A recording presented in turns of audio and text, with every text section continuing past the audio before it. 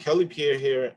I'm here with Jimmie Vincent, who's from 10 All In. So, Jimmie, can you talk about 10 All In? Yes, sir. So 10 All In is a nonprofit organization based in South Florida. We were incorporated back in December of 2020, but the idea behind 10 All In had been in the making for a couple of years. We started it with the idea coming from my mental health background. I wanted to get away from direct client care and some of those trauma-related cases with the child and adolescent population. But as I was looking, working in the field, I was brainstorming ways to still do the work that I wanted to do with this population. However, I wanted to still be as effective as I can, but still not be as clinical and more educational. So I was looking into STEM and STEAM based research, and I saw that there were a lot of STEM programs that were out there. So with my mental health background, I wanted to add that to what I was being able to teach the kids. So I found some information on what's called STEAM, and that's the standard science, technology, engineering, and math, but it adds the arts. And what the arts is able to do is kind of allow us to focus on the humanitarian side of what we're doing and the individual differences of each child that we're working with. And so with that, we came up with STEAM to add arts to cover those portions. Specifically, the arts, what we wanted to do was find an evidence-based approach that could encompass all of that, but would still allow us to be our individual selves and get the most out of what we're trying to offer. So that's when we came up with what's called the SEL portion, and that stands for social and emotional learning. And so with that concept, we built our program and our curriculum behind that premise. I'm curious to know, can you talk about the connection between mental health and the game of golf? Right. So mental health, as I see it, is pretty broad, right? And it encompasses what it means for an individual to be emotionally well or emotionally sound, right? And so that's kind of what mental health care is, that those emotional concerns that we have as individuals, are they being attended to just like the health, the physical health, something like a cut or a burn or wound? We attend to those things, daily, but we don't always attend to our mental health. So with golf, because it's so much of a thinking game, I'm recently, enjoying golf myself. I find that a lot of what I would teach and work with the kids with on a direct therapy level could be transferred to an educational level for golf. So using all this information, I was like, hey, we can get these kids, mentally sound to be able to prepare them for the working world and a world outside of, your standard work worlds or work careers or career fields. For example, my hometown is 96% minority. It's a migrant community, but in that community, there's lacking so many things. One of which diversity and inclusion in the STEM related fields as well as golf. So knowing that there is this gap existing in both the worlds, my new interest with golf as well as my new direction with STEM and STEAM, I said, hey, I have to find a way to combine the two. So the social and emotional learning covers that for us because it allows us to touch on 5 basic principles. That is self-awareness, social awareness, self-management, responsible decision-making, and relationship skills. And these are all things that are heavily tied into how one is able to manage their own mental and emotional health. You spoke about the kind of like the connection between mental health and golf. Can you talk about the connection between STEAM and golf? Sure. So learning golf, I found out that there are several aspects of golf that are heavily rooted in the technological fields. For example, the technology that goes into the design of a golf club or a golf ball. There's so much technology that goes into it, and even the actually the swing and motion of the golfer's body and how it relates to the impact of the ball, that relates to how the ball flies in certain wind conditions and weather conditions. These are all areas that are heavily studied in the science, technology, engineering, and math areas. And because they are all heavily tied in, I was like, we could absolutely find a way to incorporate these SEL skills while we teach these young children to be mentally sound and mentally strong as they pursue this very, very mentally challenging game of golf. And so with STEM and that STEAM education, it kind of bridges that gap and allows us to draw that connection more broadly, and opens the door for how creative we can be with tying in the two. So what would you say in terms of the impact that STEAM can make in the golf industry with the kids that you currently have? So the way I see the impact of STEAM in the golf industry is that one of the primary ways is going back to the whole diversity and inclusion thing. So because there is such a lack of that in both the STEAM fields as well as golf, the way I see it is that there is a lack in both those fields because you have so many young minds and so many young creative minds and talents that are being left out of it because these are non-traditional sports that have been afforded to people of color or minorities. So trying to tie the two back together, it was somewhat of a challenge. However, we came up with the curriculum and had a curriculum put together that would allow us to teach the kids these things while allowing them to learn golf, and now add to the game of golf by bringing new ideas, new minds, new talents to the game that otherwise would have been left out. And that exact same principle applies to the STEM and STEAM career fields. So I would like to hear basically both of your stories, how you guys got into the game of golf. So a couple years ago, about 2 years or so ago, Santonio, as he was retired from the NFL, picked up golf. And well, I'm sorry, he picked up golf several years before that. But about 2 years ago, he asked that I come out and play with him. And it was something that I had never been into, never gave much thought at all. However, just being an ex-athlete and having that competitive nature, when I played with Santonio, I did not like the fact that I, was the guy that was out there that didn't know what he was doing and was trying to figure out the game. And I'm like, no, if I'm going to do this, I got to be able to play competitively. So from that point, I stayed, in some type of facility where I was able to work on my swing and to get better and practice daily, and also practice with my children just to get additional time into it. So once I started to learn the game and started to, my score started to get a little bit lower, the love for it actually started to grow. And once I got my kids into it, it was just a no-brainer that this was going to be a new direction for my life. For me, it was 2007. Got invited out to a charity event in Arizona to play in a golf tournament, and I honestly didn't know how to play golf. Never picked up clubs, never considered them, never was introduced to it. And just so happened that my playing partner for the charity event happened to be Jerry Rice. So you can see why I'm in the golf now. Long story short, so I can remember, standing maybe on hole 2 or 3, and he just actually taught me how to grip the club, how to release my hands and just try to swing, with confidence. And I remember the first time I hit the ball, I just was at awe, like, wow, like, okay, I just hit a golf ball, but I got taught by Jerry Rice, the guy I've been idolizing. Long story short, got invited to many other charity events for Ron Jaworski, Merrill Hodge, Hines Ward, Lito Shepherd. Wow, and that's just to name a few. And over the year, Bo Jackson's event, every year. This was my first year I missed in probably 7 years, since probably 2015, when I started going to his events.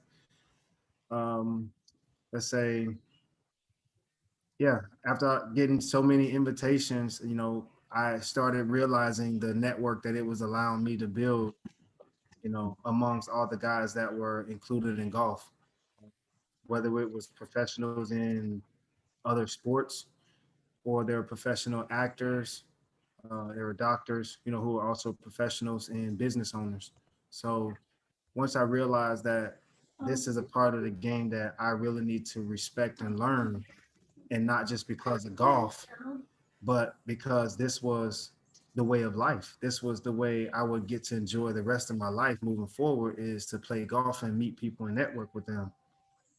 So I brought the idea to Jimmie, like you said, in probably like 2017, 2018, once I really got into golf and I got my own set of clubs.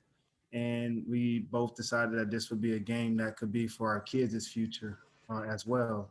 So we decided to partner together with building our nonprofit based on the networking relationship with golf and how it can be diverse and included amongst the kids that we grew up in our neighborhood, so that we're not just looking at them as professional football players or basketball or track players, but we're also giving them an opportunity to play golf.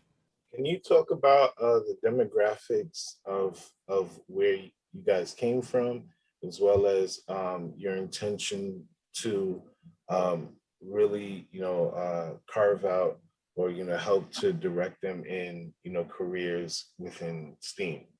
Yeah, we grew up in a migratory type setting.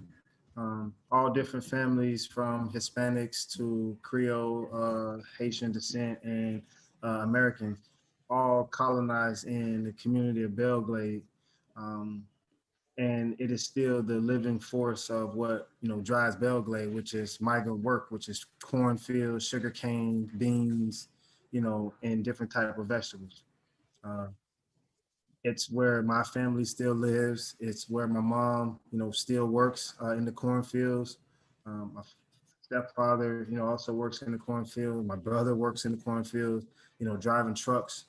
So it's just the way of life there. It was um, how we seen our way of living, and we as 10 All In would like to change that outlook and show that there's a golf course in our community that has opportunities for not only the young kids to be athletes and professionals at golf, but for business owners to connect and build relationships together to increase the diversity and inclusion amongst their businesses that are operating in this community for so long. Just as Santonio mentioned, it's a migrant community. Um, to talk about a little bit of the demographics of that neighborhood, um, as Antonio mentioned, heavy Hispanic, heavy African American, heavy Haitian American community. Um, my high school, for example, right now is 96% minority, 96% people of color. So that gives a solid indicator of what our high school looks like and our hometown looks like. Unfortunately, that demographic and that population also comes with a lot of the negative stereotypes and negative connotations that are usually, attributed to communities that look like this. So high unemployment, high poverty, low education. These things are just the norm for our community. So that is Belle Glade in itself. So can you talk about basically uh, by providing the exposure to golf, um, you're sort of like re-engineering like the future, right? You're creating access to the game, as well as providing access and exposure to STEAM related fields. In a nutshell, or from maybe a different perspective, you could very much look at our program as an economic model, right? We, as Antonio mentioned, there's a heavy business community involved in golf, and there's a lot of networking involved in golf, and a lot of community and relationship building that happens in golf. So as we are understanding these things, as we're getting new into golf and really learning to pick up the game and pick up everything that comes with the game, we begin to see the opportunity there on an economic standpoint.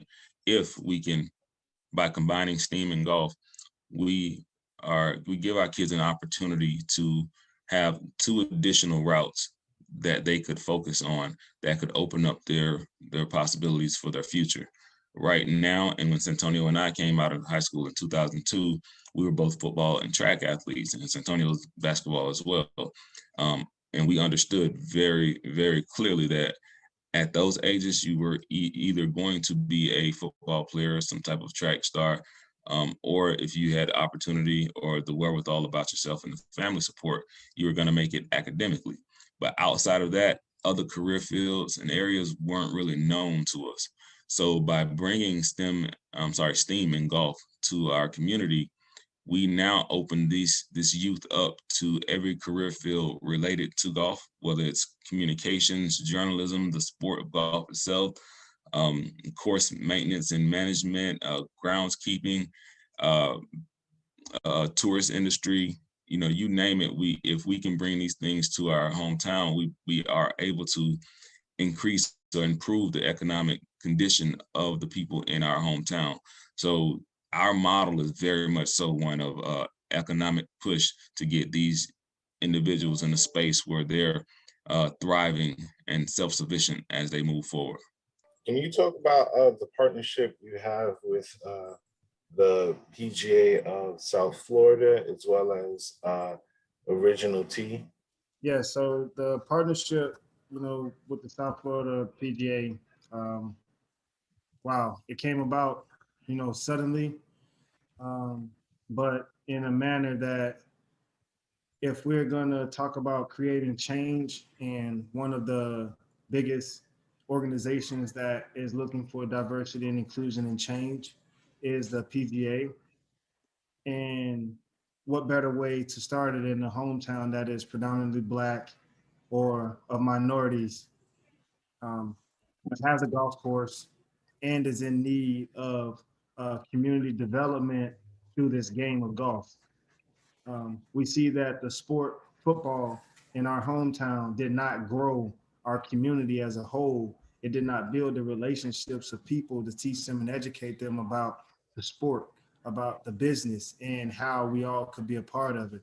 So once I realized how uninclusive the sport of football was when it came to diversity and inclusion, I figured, why not use golf? Because it is a universal sport that no matter what size, age, race, or ethnicity you come from, golf can be played with a stick and in the same ball.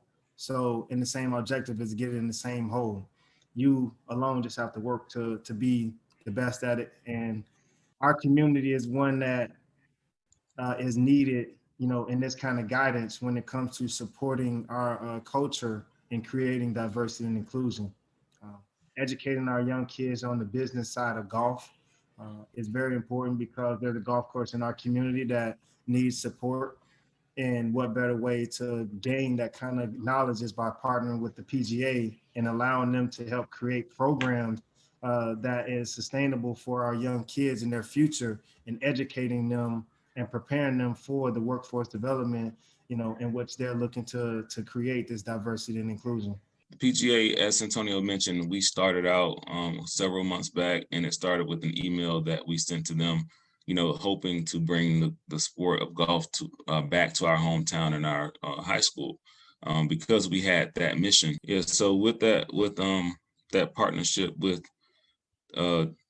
South Florida PGA, we got that invite to introduce a program to them that we could bring to our hometown that could expand on what was happening in the Glades and create a long-term sustainable model for what was happening from our standpoint, from our mission, as well as South Florida PGA. As we began to put on some of our camps and events, the way I understand it is that Mr. Wendell, he reached out to he's a member of PGA South Florida section, and he heard about what we were doing and became very interested and wanted to support and know how that he could be of support, given that he is of African American descent, and our programs are directed towards that direct population. So if anyone would like to reach out to you guys, like how can they reach you? So our general info is email is at info@10allin.org. And then our website is 10allin.org. And we have various social media channels that are all 10 All In. So if you have any of those channels, you can look us up on 10 All In to reach out to us directly. We try to be as interactive as we can online with people that want to know more about what we have going on. So those are going to be the primary ways to get a hold of us. Okay, thank you. Thanks for your time. Really appreciate you, talking about 10 All In and